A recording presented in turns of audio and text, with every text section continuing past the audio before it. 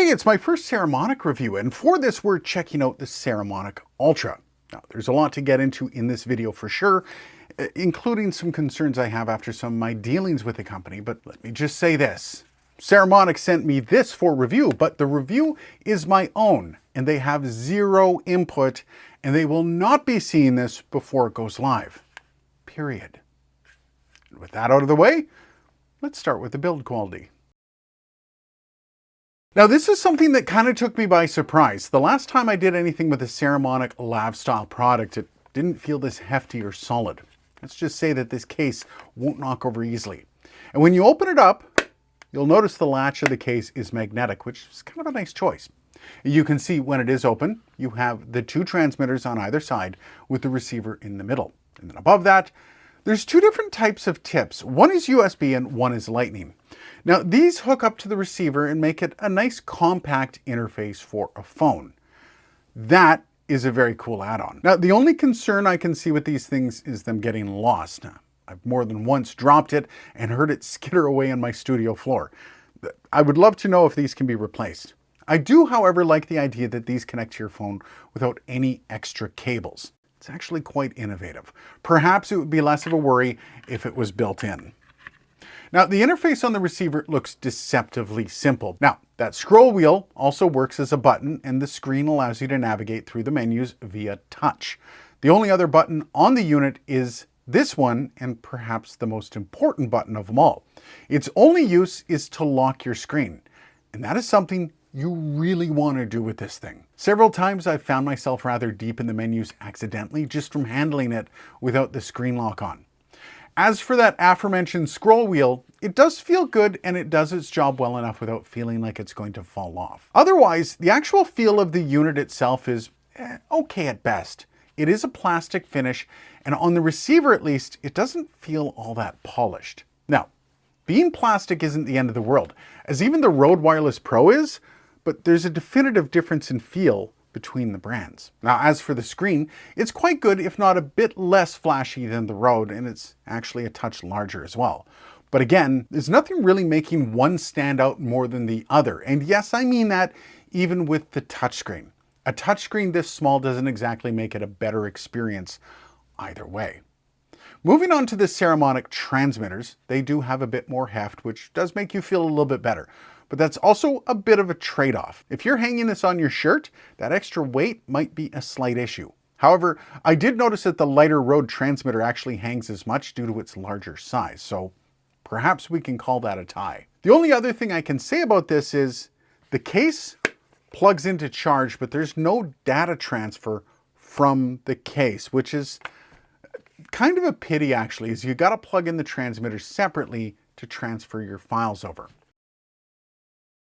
Now, the specs are interesting. It's always interesting to see how companies represent their product when it comes to the cold, hard numbers.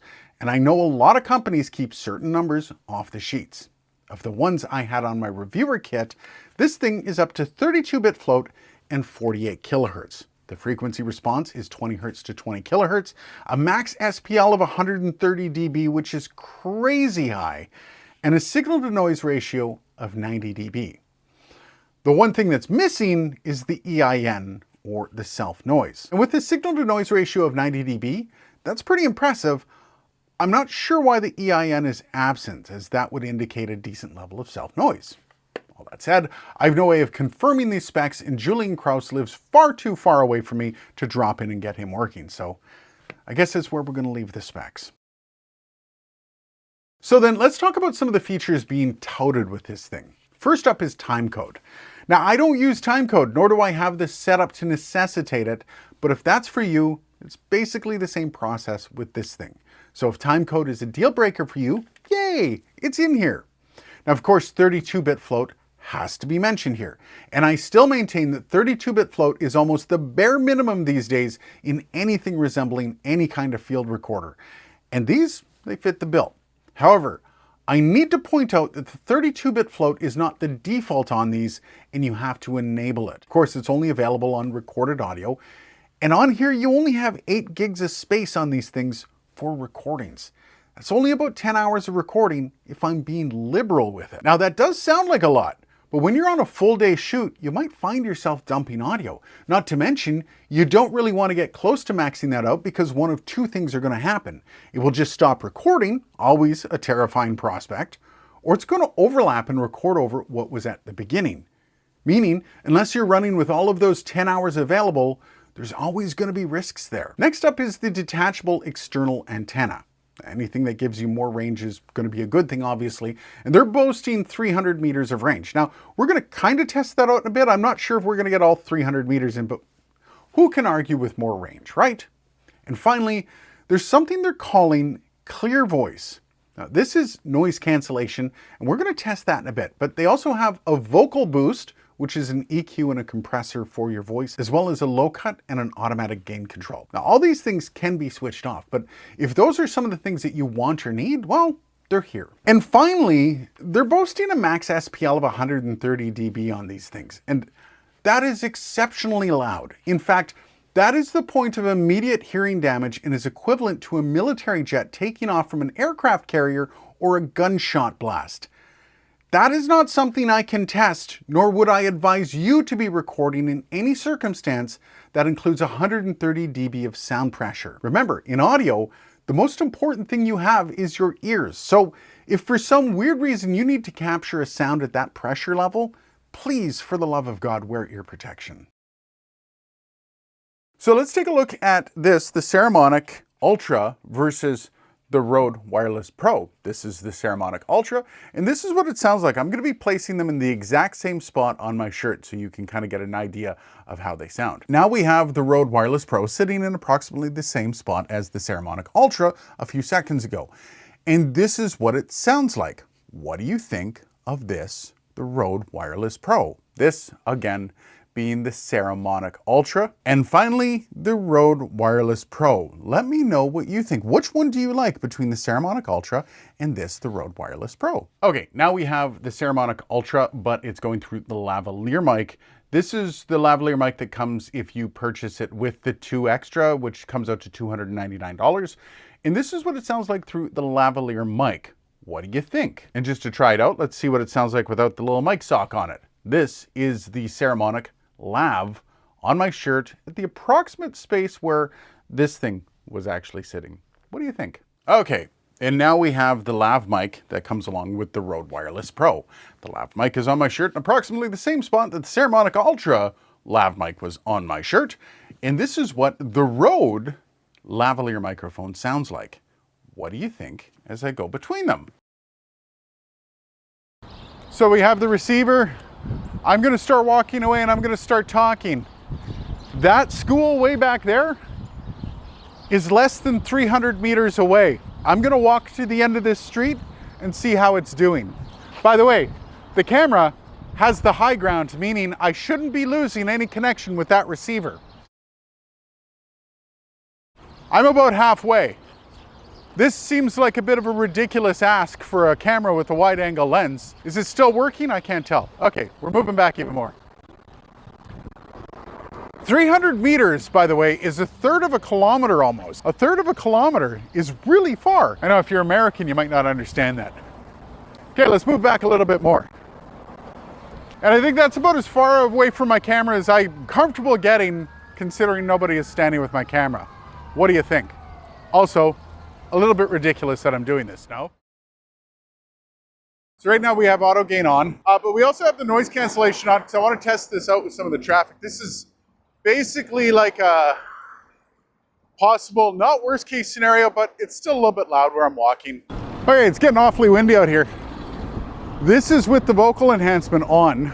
Let's turn that over. And this is kind of the sound that you're getting from it. I do have to point out the noise reduction is off at this point. What do you think? I'm still beside a busy road as I've got cars going by me. We're almost at the construction site. What do you think of the vocal enhancer? Now we got the trifecta. We're recording in 32-bit float. We have noise reduction on and vocal enhancer on. And to boot, I'm beside a busy road. I don't know if you can hear that. And on the other side of me, we have a gigantic pit in the ground. I don't know how much of that you can see because we're going through a fence. But you can see the big, yeah, this is a very, very busy zone. I'm going to turn the noise reduction off so you can actually hear what this sounds like. Sorry, noise cancellation. But I'm kind of curious, what is the loudest sound while I'm walking around with noise cancellation off? What do you hear? We obviously have this big construction zone, big old vehicles. You can hear some grinding in the background. It's a lovely sound. Now, the problem I have with noise cancellation is that usually when you're shooting outside in a busy or a loud area, the sound of the area you are in tells as much of the story as you do. And it's really important that you keep that in mind when you're shooting. If I'm shooting beside a really loud construction zone, it's a good chance that the loud construction zone is actually part of my story. So you want to get the sound in there. Well, noise cancellation does have a role when you're trying to get as quiet of a recording as possible, but I'm not necessarily sure that it's the role you're looking for in all situations. And there's a lot of things you can do in post-production to get rid of unwanted noise. So whether or not you like the noise cancellation, I'll leave that up to you. Okay, so we're walking down the street. We have the Saramonic Ultra on my chest, and we're in the rain. I don't know if you can see it's wet. Not sure if you can hear how wet it is. Definitely getting a little bit wet as I walk around. Now, let's talk about the IPX5 rating for waterproofness of the Saramonic Ultra. There's a little bit of an issue with that. The word waterproof kind of carries a lot of weight there, and probably unnecessarily so. IPX5 is rated for basically a tap style gush of water that will not destroy it. So like being out in the rain like this. However, IPX5 does not really protect against soaking it. So if this gets really soaked, that's not a good thing. So just want to be careful with the waterproofing. IPX5 is on the edge between waterproof and water resistant. So definitely want to make sure we're not getting that wrong. I actually liked it. Some things were quirky, like the little USB and lightning attachments for the receiver, which allow you to quickly hook this up to a cell phone and just go. And some things were just downright decent, like the charging case and the I/O on the touchscreen. And for sound, I thought it was pretty decent as well. Now, this is clearly competing with the Rode Wireless Pro, and that's okay for that. And the idea that the charging case not allowing data transfer is pretty disappointing. Not to mention only having 8 gigs of storage on the transmitters for 32-bit float. That's gonna add up fast compared to the 32 gigs on the Rode Wireless Pro. And while you might be sitting back saying, that doesn't sound like much, you gotta remember, the Saramonic Ultra doesn't just compete with the Rode Wireless Pro in product, but it does so in price as well. For $269 US, you can get this, the main kit. For an extra 30 bucks, you get the 2 lavaliers thrown in. The problem is, the Rode Wireless Pro setup is only 69 bucks more, which includes everything. So when you start to look at those creature comforts, like the case that allows data transfer, the Rode Central app, and really the whole ecosystem of Rode gear that plays along with it, this makes a recommendation dicey. So what I will say is, if you want to save a few bucks, sure, this will do you well, and there probably won't be many complaints. But I can't clearly say that I would buy this myself over the Rode Wireless Pro. If it were me, I would just save up the extra few bucks. What do you think though? Let me know down below. Cheers guys, and thanks for watching.